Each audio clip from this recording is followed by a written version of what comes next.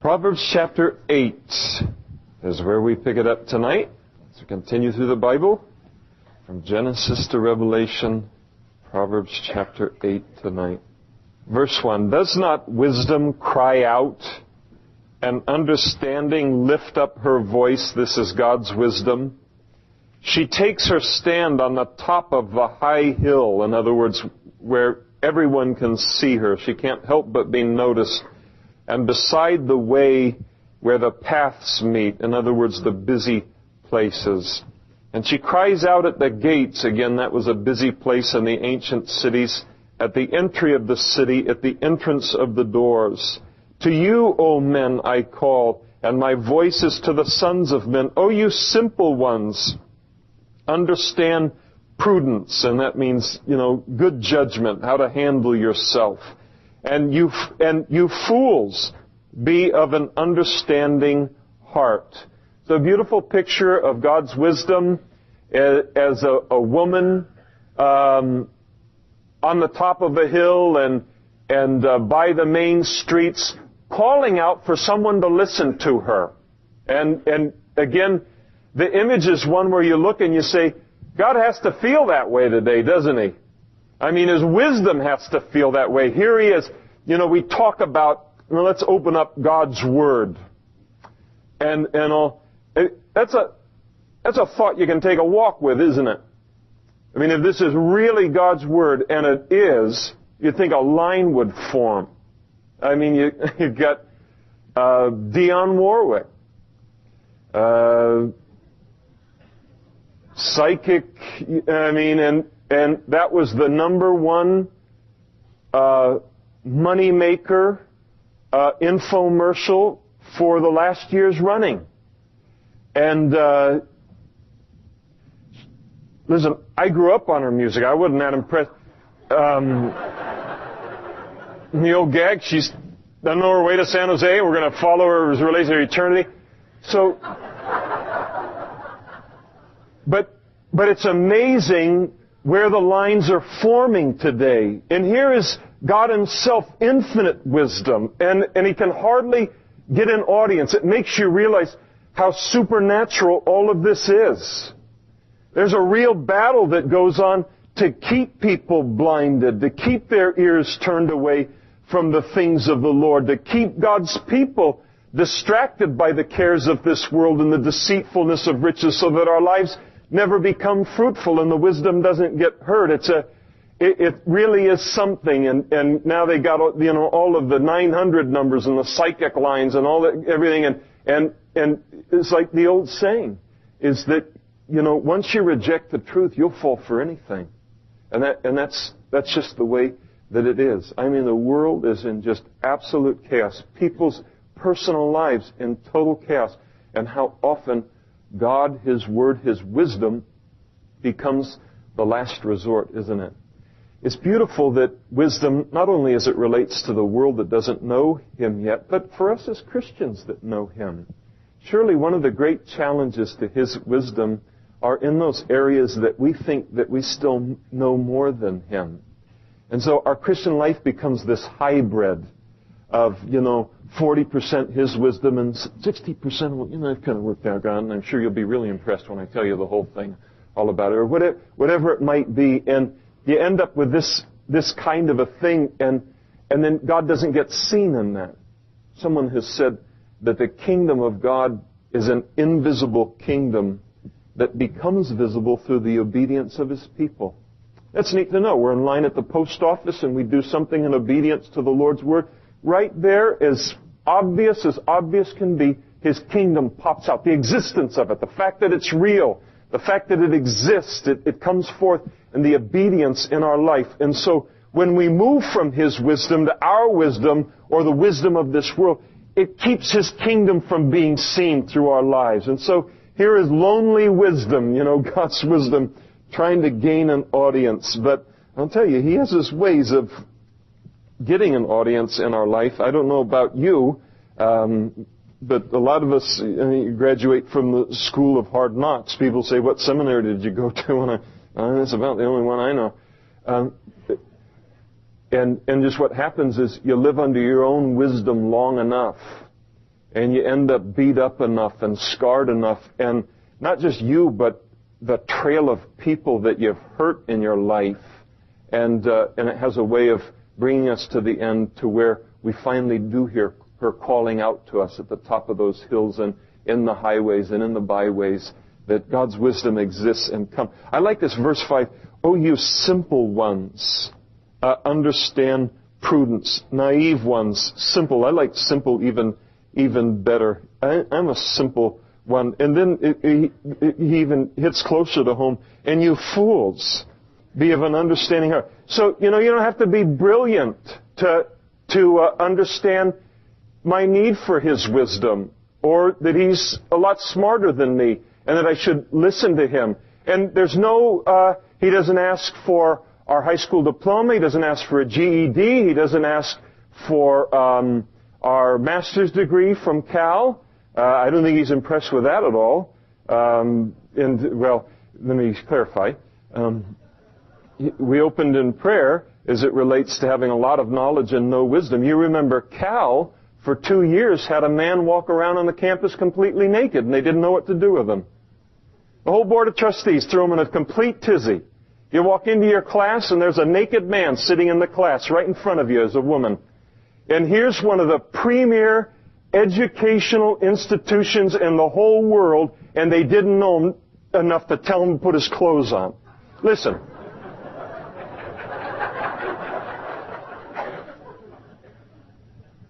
I'm not that smart. But that's the first thing I would have told that man if I'd have seen him.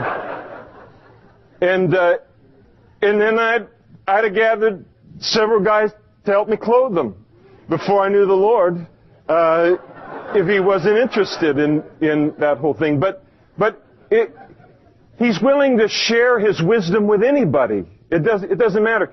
And the neat thing about it is I can come from people of all educational levels, all backgrounds, all different IQs, all different everything, and yet all of our lives can be transformed by His wisdom, and we can understand His wisdom. He's made it simple enough for us. And then wisdom talks about the content of her wisdom in verse 6. This is what her wisdom looks like, God's wisdom. Listen, for I will speak of excellent things. I've never known His wisdom to be anything less than excellent. Not in one way less than excellent. And from the opening of my lips will come right things. I've never known Him to lie, to say anything that wasn't right. And from my mouth will speak truth. Circle that one. Wickedness is an abomination to my lips. It'll never come from God. There's no wickedness in His correction or His instruction from His word. And the words of my mouth are with righteousness. They're all right, and nothing crooked or perverse is in them. Now, what book in the whole world matches that standard? There isn't a book in the whole world. And he says they are, in verse 9, all plain to him who understands, and right to those who find knowledge. Receive my instruction and not silver. In other words, God's wisdom is more valuable than silver. And knowledge rather than choice gold. Not that junky old gold. We're talking choice gold here. For wisdom is better than rubies, and all the things one may desire cannot be compared with her. All you have to do is walk His path for a little while, and you realize that just walking the life that walking in His wisdom produces, there's not all of the money in the world that compares to what we enjoy day in and day out, just living in obedience to Him. I, wisdom, dwell with prudence. And again, that means good judgment. And find out knowledge and discretion.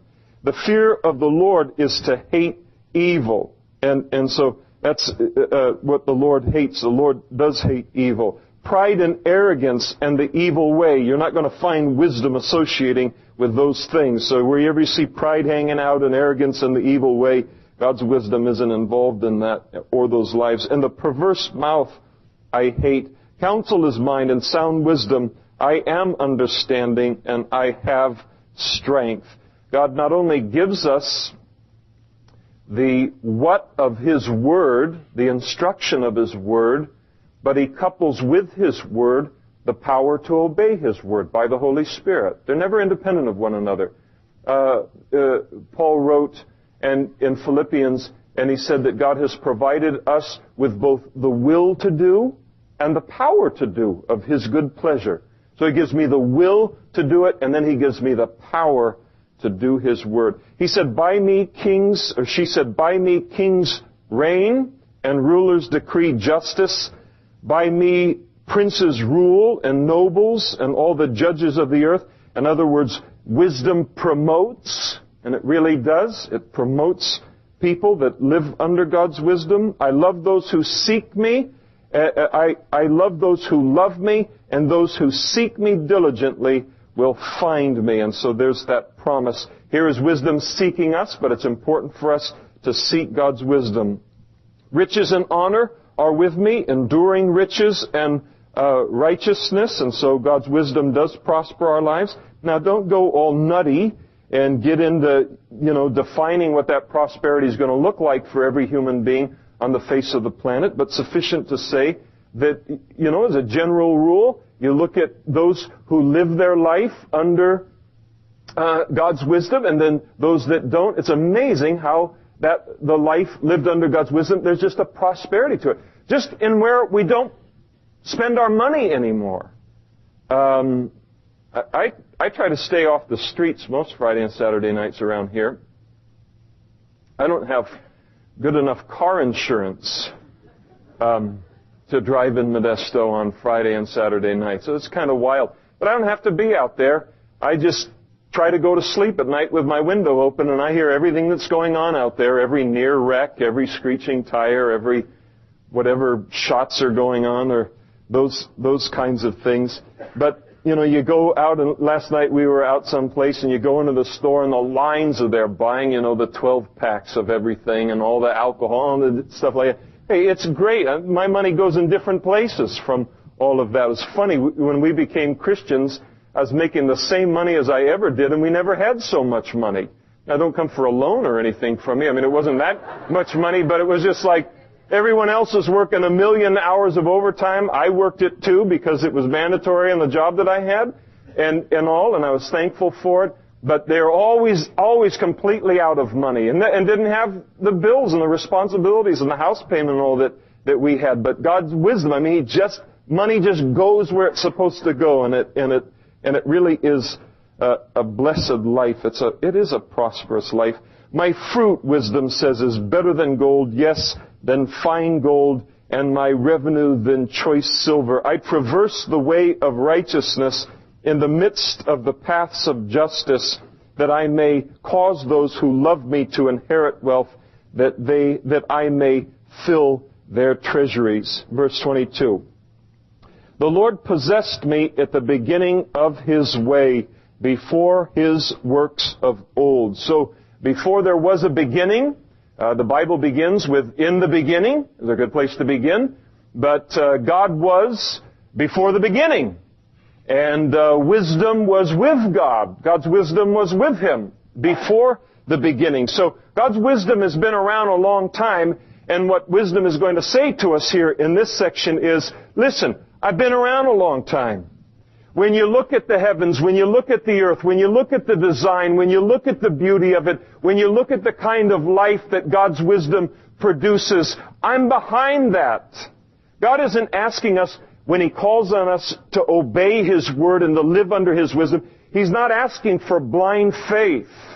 He's not asking us to try something that could, blow up on us tomorrow. His wisdom's tried and true.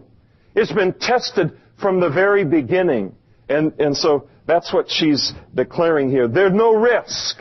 A lot of risk today. They come out with all of the different articles and all of the so-called finds, and now, build your life on this, the latest bestsellers and all of that. And there's no risk-free thing in that, because it gets replaced by the next bestseller, and it's on and on and on, all these other things. But here's wisdom saying, listen, there is no risk in building your life on me, because the paths of God are tried and true. They have been well worn for generations, all with the same testimony. Outrageous are His ways. The Lord possessed me at the beginning of His way, before His works of old. I have been established from everlasting, from the beginning, before there ever was ever an earth. I've been around. Me and God have been hanging the whole time. Verse 24. When there were no depths, no oceans, I was brought forth. When there were no fountains abounding with water, no springs. Before the mountains were settled, before the hills I was brought forth. While as yet He had not made the earth or the fields or the primeval dust of the world. When He prepared the heavens, I was there. When He drew a circle on the face of the earth, when He decided to make the earth round, I was there. When He established the clouds above it, I was there. When He strengthened the fountains of the deep, wisdom was there. When He assigned to the sea its limits so that the waters could not transgress His command. When He marked out the foundations of the earth, then I was beside Him as a master craftsman, and I was daily His delight, rejoicing always before Him, rejoicing in His inhabited world, and my delight was with the sons of men. And so here's wisdom. Wisdom says, listen, you could trust in me. Trust in God's wisdom. You're going to do all right. Maybe you're here tonight and you have followed every, you've listened to what Aunt B said and Opie said and Goober and who was the barber? Where's Dave? Floyd. Where's David Key in here? Where's David? Is he not in here? Okay. Floyd's a big favorite of David's. You have to. What is Floyd? The barber? We didn't say mumble about life and all the and then you just end up all beat up. And the Lord has compassion on us for that. He says, "Come and live under my wisdom." And I really like this in verse 31. And my delight was with the sons of men. He said, you know what I really liked? I really liked it when God created man. And He said, you know what I really like? I like His plan of salvation. Wisdom rejoiced rather in the creation of man, the wisdom that was behind it. Of course, the fall all involved in there. But wisdom delighting also in God's plan for man, for salvation. Now, therefore, verse 32, because of all of this, now what are you going to do? You're going to go listen to Lady Guggenheimer. What's that counselor that's on the radio, the German lady?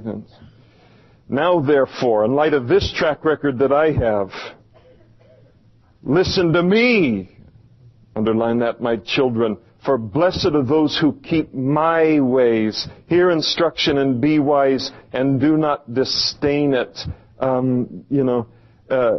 Blessed is the man who listens to me, watching daily at my gates, waiting at the posts of my doors. For whoever finds me finds life and obtains favor from the Lord.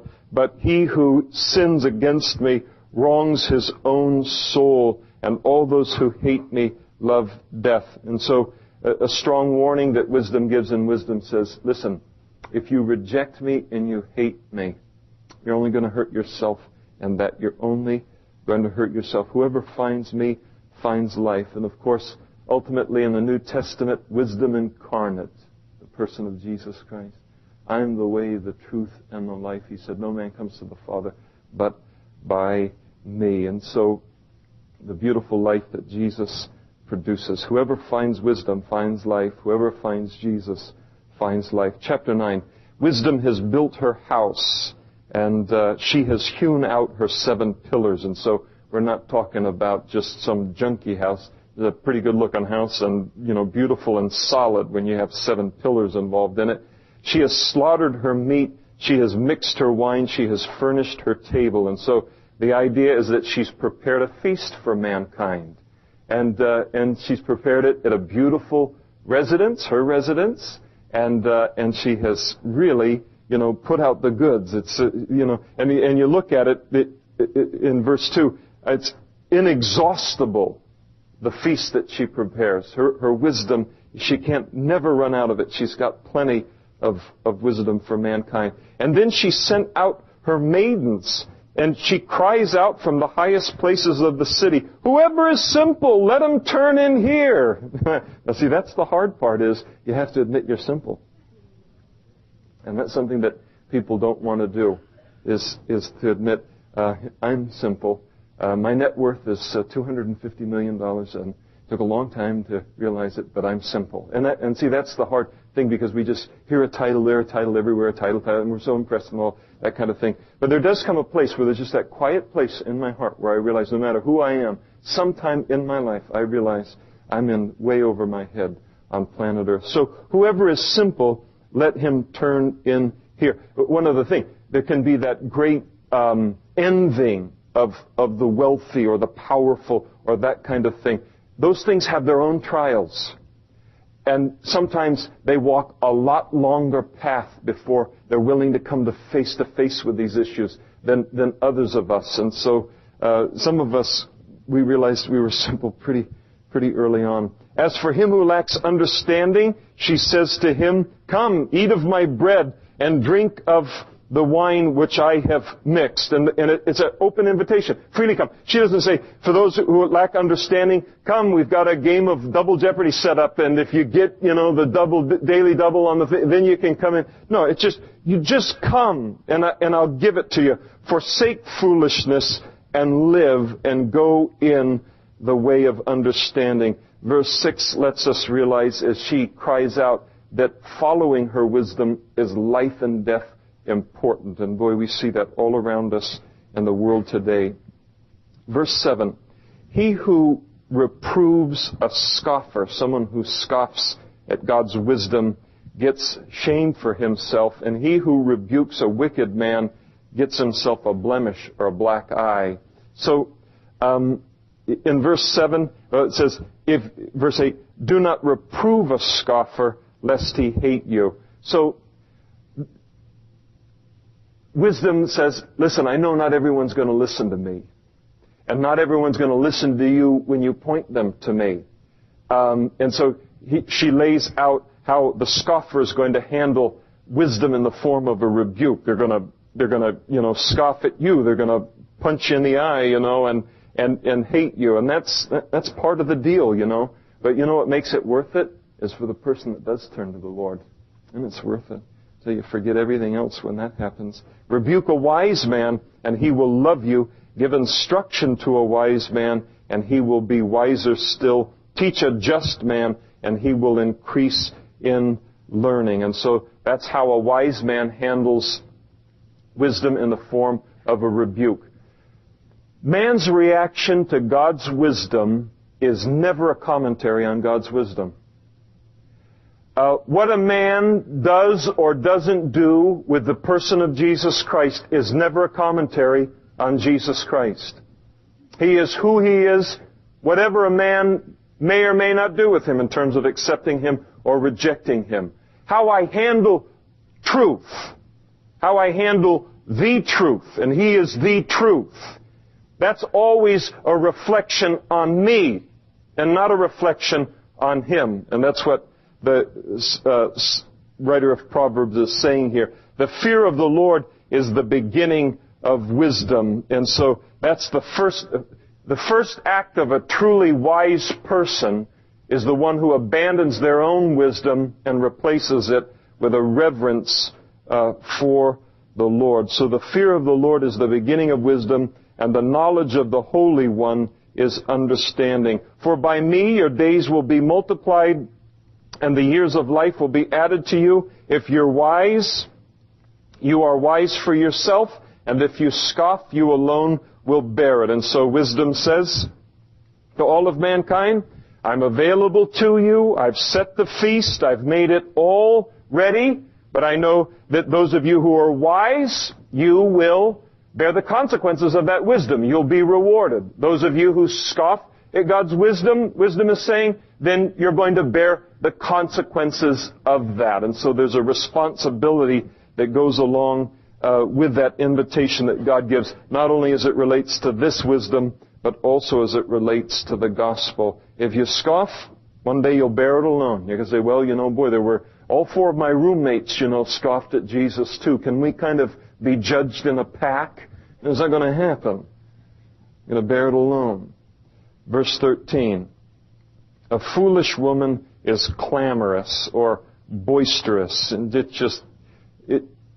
loud. She is simple and knows nothing.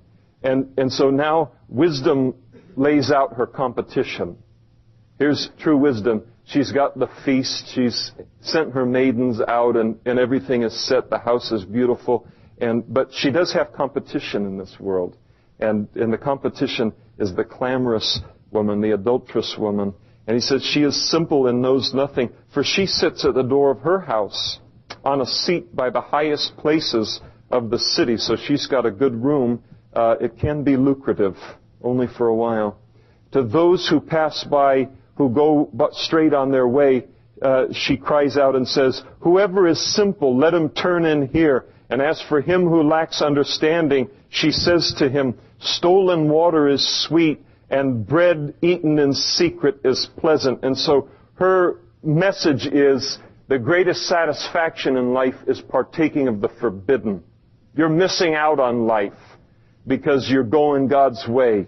Oh man, what you're missing out on, you know. The stolen water, that's sweet. The bread that's eaten in secret, that's pleasant. And so that attempt to pull you away from, and me away from being faithful to God. And I'll tell you, she's out there in a million different forms. And it can be intellectual as well as physical or emotional. And so, but that's her rap. You're missing out on life by following God. Verse 18, but he does not know that the dead are there and that her guests are in the depths of hell. And so God says, I just want you to know, you follow her, all that there is at the end of that road is death and hell. Chapter 10. Now chapter 10 begins a whole new division of the book of Proverbs. It's the second division. And now we begin with these pithy sayings that we talked about when we began several weeks ago. And most of these little proverbs, they're in just the form of one verse, and some of them in 2 or 3 or 4 verses. And the form that they take is a contrast. So they'll take one truth and contrast that truth with the other side of the truth, or it'll be comparison. They'll build on one another. It remains one of the poetic books in the Bible, so it's a beautiful way of bringing forth truth. Verse 1, the Proverbs of Solomon. A wise son makes a glad father. That's the truth. But a foolish son is a grief to his mother, and that's the truth. And so we talk about what this passage, proverb, brings forth is the influence and the effect of a child upon their parents, whether for good or for evil, and or for pain. And I'll tell you, there's a lot of truth there.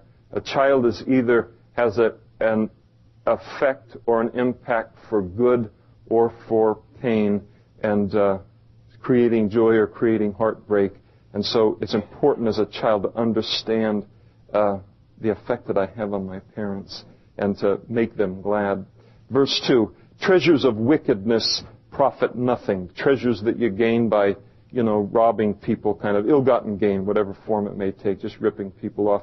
But righteousness delivers from death. And so right living pays. The prosperity of the wicked is very short-lived. The Lord will not allow the righteous soul to famish. He's going to take care of us. And I'll tell you something, it gets scary. And it gets scary when the wicked rule. And it was scary in those days too. God, He calls us to live a certain life and to have certain things that we don't compromise and all. And I tell you, it can come to the deal where it's like, am I going to eat if I make that stand? It's heavy. These are contemporary issues, aren't they? And so the Lord gives this promise. The Lord will not allow the righteous soul to famish, but He casts away the desire of the wicked. The wicked can never, ever be satisfied because God won't let them be satisfied. They cannot enjoy their wickedness. He won't let them do it. So if you look and say, man, they're getting away with, bloody murder. They're look at how that, and that's the life. Oh, yeah.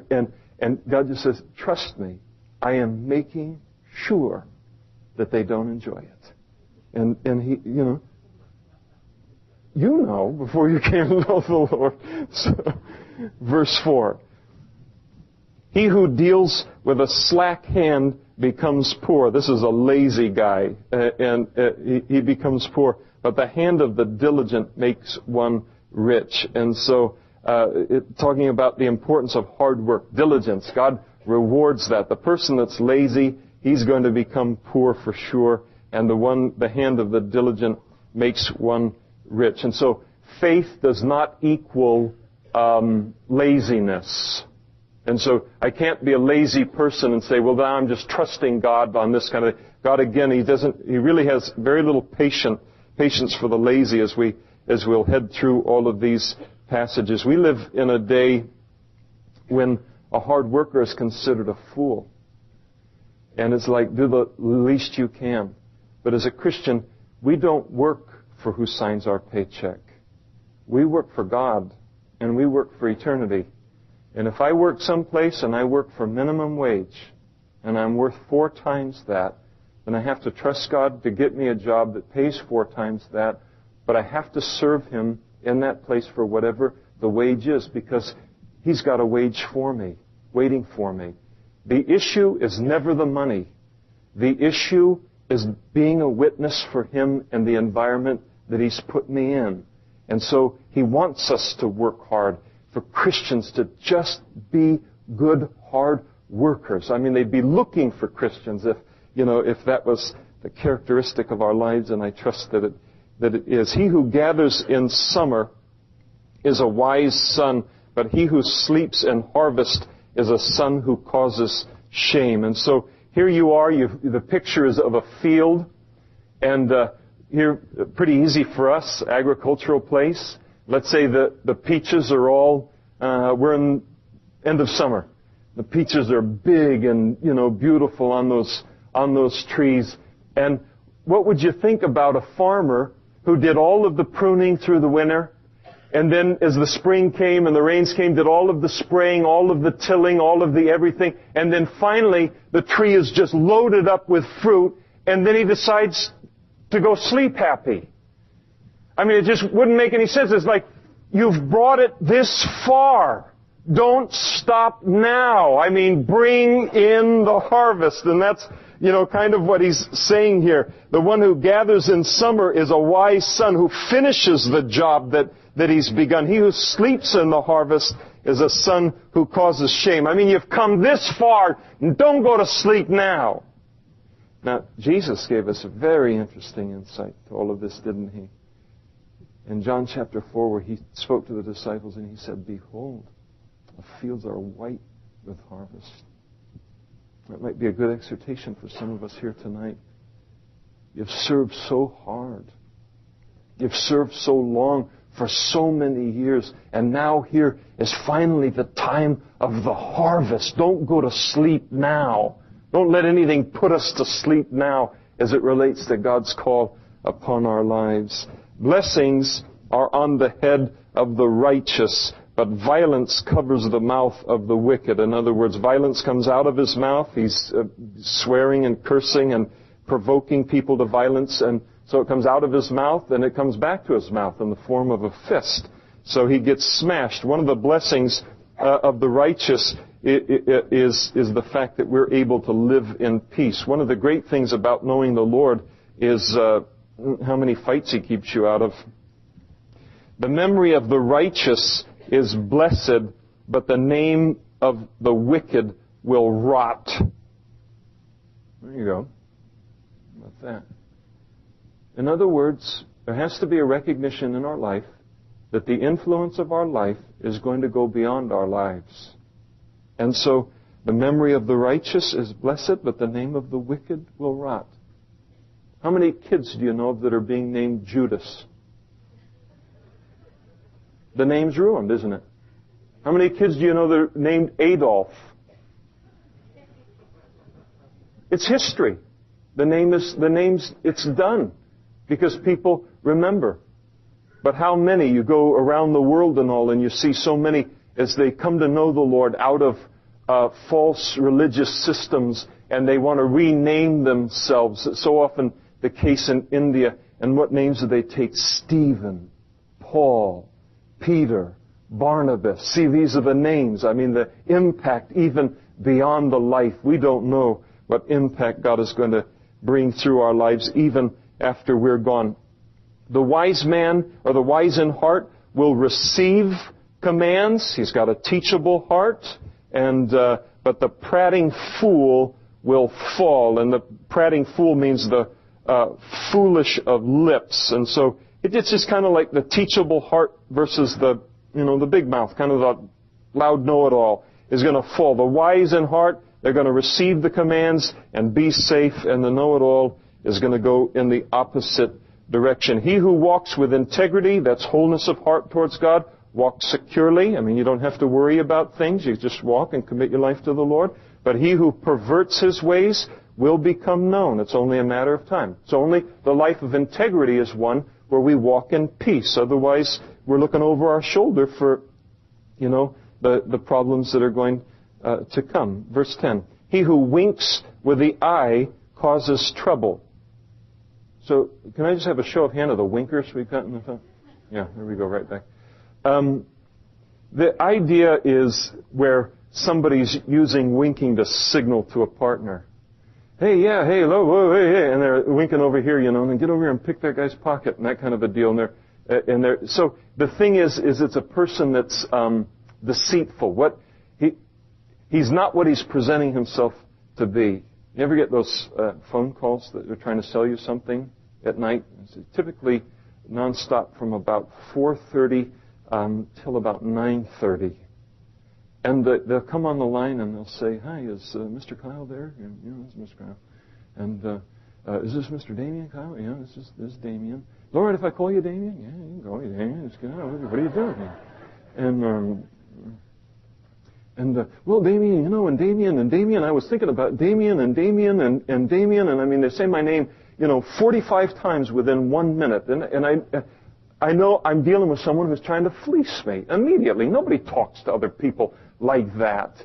And so there's just that deceit side of things. And he just says, just stay away from that. It causes trouble. But there's something worse than that kind of a person, and that's the prating fool, that, again, the loudmouth fool, because, again, there's going to be that fall. The mouth of the righteous is a well of life. In other words, there's refreshment for those that it comes into contact with. But violence covers the mouth of the wicked. Their influence is evil. Hatred stirs up strife, but love covers all sins. Now, when it says hatred covers up strife, it has a little bit stronger than, somebody didn't save me a seat here tonight when I came in. And that really hurt me.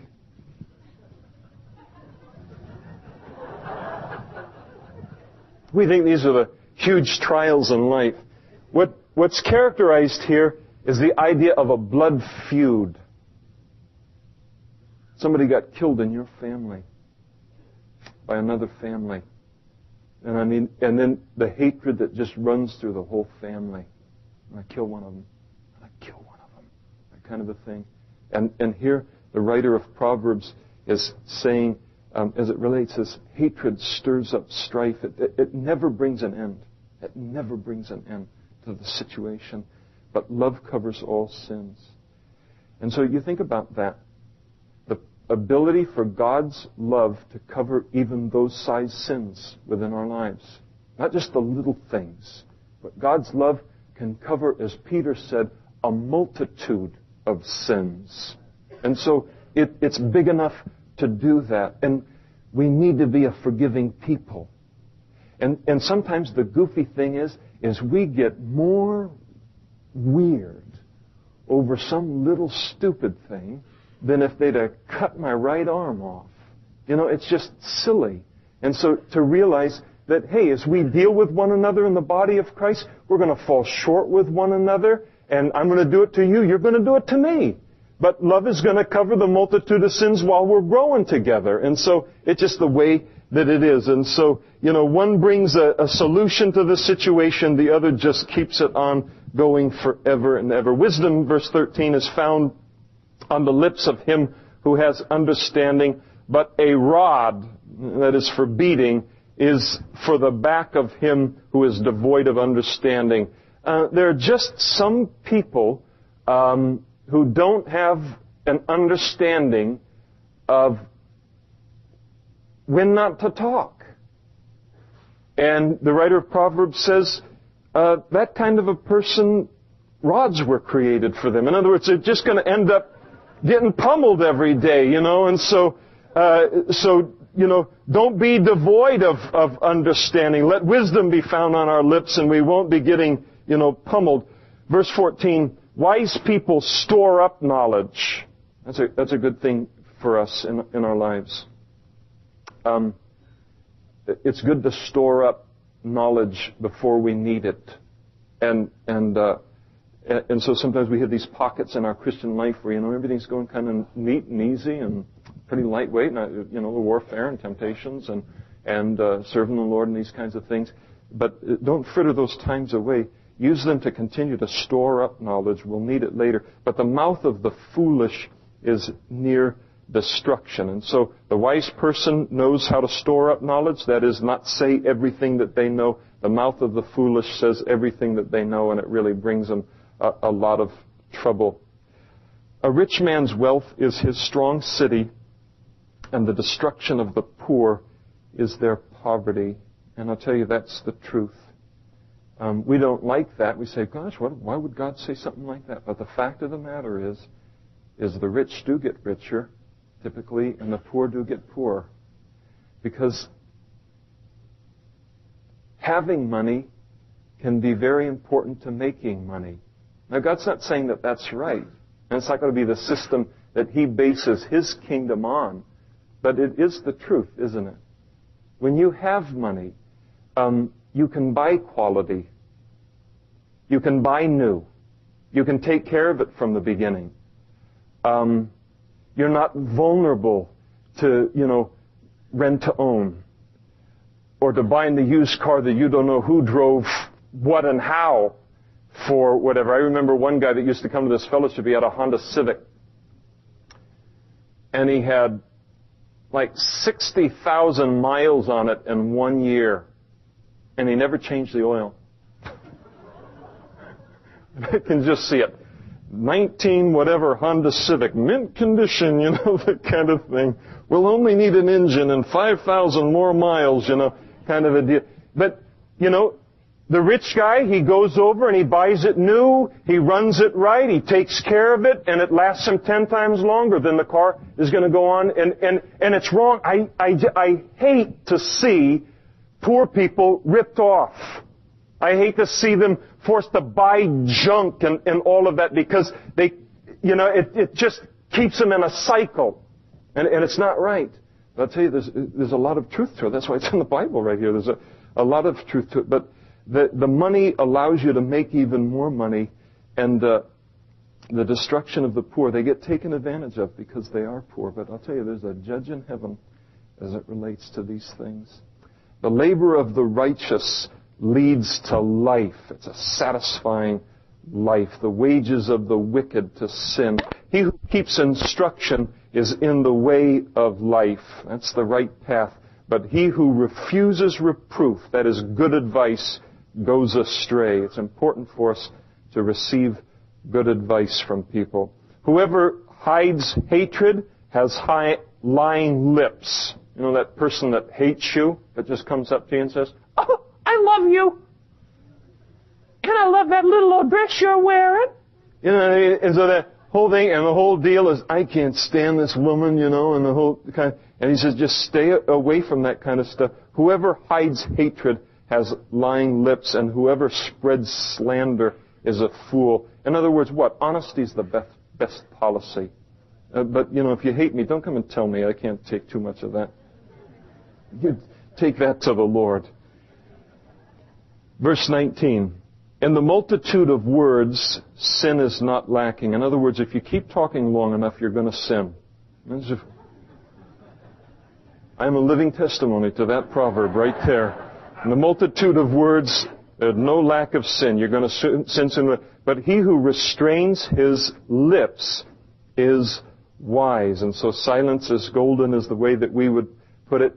And silence is golden not only for the other person. It's golden for them.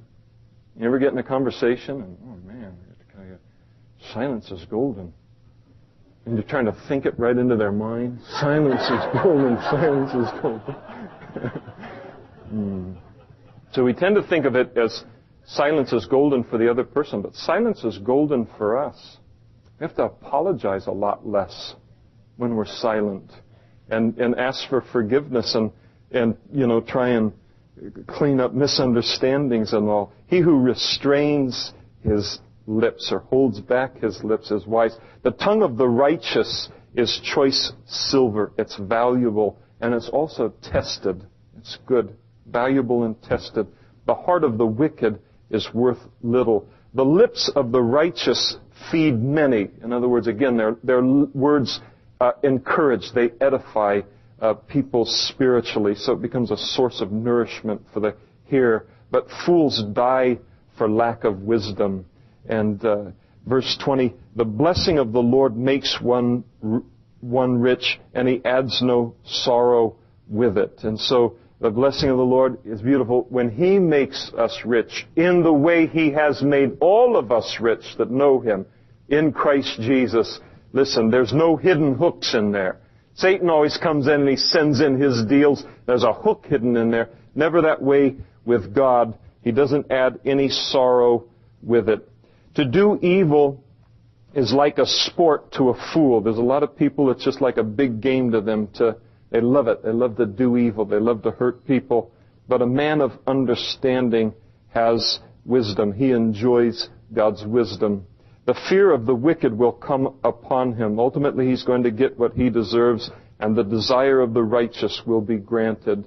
You're going to reap what you sow. That's coming for both the righteous and the wicked. When the whirlwind passes by, the wicked is no more, but the righteous has an everlasting foundation. So one is sure kind of life, the other is an unsure kind of life. As vinegar to the teeth and smoke to the eyes, so is the sluggard to the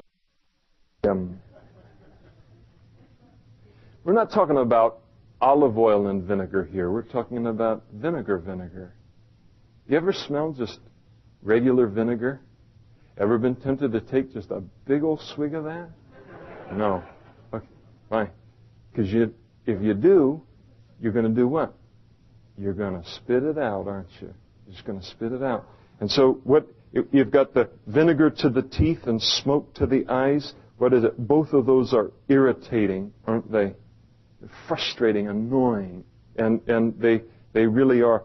It's the kind of person that makes you want to spit and cry all at the same time. Are you guys like going up a level or something? You're not accepting these kind of homey illustrations that I worked so hard to come up with? It's hard when you're spitting and crying at the same time, but I'll tell you, a sluggard will do it to you. Especially when they're your employee, and so you send them out, and they don't do what you told them to do. And it's the biggest irritation in the world, isn't it? And it really, really is. So often, someone will come in the, they want to get involved in the ministry. And, Pastor Damian, I've been fired from every job that I've ever had, and everything. And I just think it's a sign I'm supposed to be in the ministry. Get away from me. I don't have good enough medical coverage to be aggravated by you on that thing.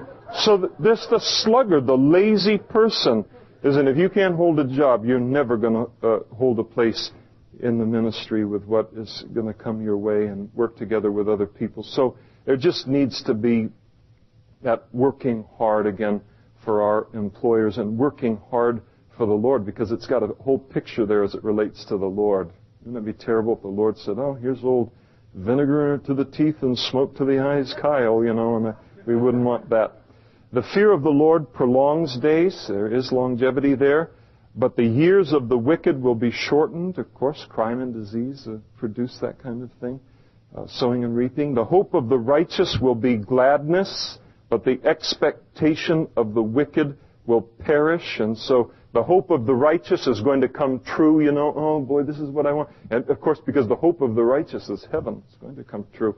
But the expectation of the wicked will perish. The way of the Lord is strength for the upright, but destruction will come for the workers of iniquity. The righteous will never be removed, but the wicked will not inhabit the earth. One is stable, the other unstable. The mouth of the righteous brings forth wisdom, but the perverse tongue will be cut out, and so silenced. Ultimately it will. It'll be judged. And so, Solomon had the power to cut out tongues if he wanted to silence the perverse tongue, and one day they will be silenced. The lips of the righteous know what is acceptable, but the mouth of the wicked what is perverse. Much better to know what is acceptable than to be knowing what is perverse. The Bible says that we're to be simple about that which is evil.